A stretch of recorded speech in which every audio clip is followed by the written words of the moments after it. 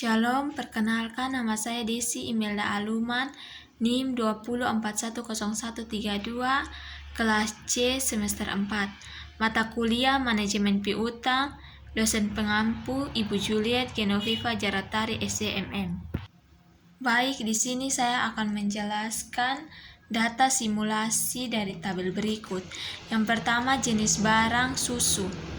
Piutang awal tahun 20.000, piutang akhir tahun 50.000, penjualan kredit bersih 500.000. Jenis barang yang kedua, kopi. Piutang awal tahun 10.000, piutang akhir tahun 40.000, penjualan kredit 600.000. Yang ketiga, sampo. Awal tahun 40.000, akhir tahun 60.000, penjualan kredit bersih 700.000. Yang keempat, parfum. Awal tahun 50.000, akhir tahun 90.000, penjualan kredit bersih 900.000. Yang kelima, gula. Awal tahun 80.000, akhir tahun 120.000, penjualan kredit bersih 800.000. Siklus piutang yang pertama yaitu susu. Yang pertama kita bisa memasukkan rumusnya, yaitu piutang awal tahun tambah piutang akhir tahun dibagi dengan 2. Kita masukkan piutang awal tahunnya 200.000 ditambah dengan piutang akhir tahun 500.000 dibagi 2, yaitu 35.000. Perputaran piutang sama dengan penjualan kredit dibagi dengan piutang rata-rata, yaitu 500.000 dibagi dengan 14.000 sama dengan 35.000. Periode pengumpulan piutang 365 dibagi perputaran piutang, yaitu 360 dibagi 14 sama dengan 25 kali. Siklus piutang yang kedua yaitu kopi. Kita masukkan rumus sama seperti yang di awal. Kita masukkan angka perputaran piutang, yaitu 10.000 tambah dengan 40.000 dibagi 2, yaitu 25.000. Kita masukkan perputaran piutangnya sama dengan penjualan kredit dibagi dengan piutang rata-rata sama dengan 600.000 dibagi dengan 24 sama dengan 225.000. Periode pengumpulan piutang sama dengan 360 dibagi perputaran piutang. Jadi 360 dibagi dengan 24 sama dengan 15 kali. Siklus piutang yang berikut, sampo.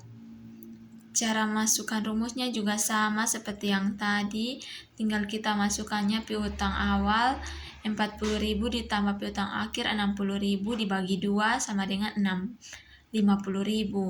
Kita masukkan perputaran piutangnya penjualan kredit dibagi dengan piutang rata-rata, 700.000 dibagi dengan 14 kali sama dengan 50.000. Periode pengumpulan piutang 360 dibagi perputaran piutang 14, 360 dibagi 14 sama dengan 25. Yang keempat, siklus perputaran piutang yang keempat, parfum. Caranya juga sama, kita masukkan rumus.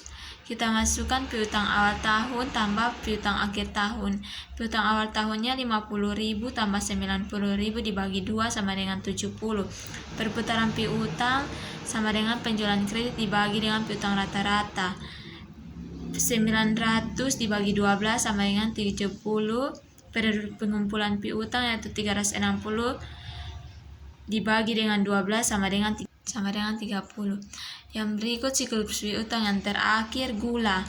Kita masukkan rumusnya seperti tadi. Kita dibagi 2. Kita masukkan piutang awal tahun 80.000 tambah piutang akhir tahun 120 dibagi 2 sama dengan 140. Perputaran piutang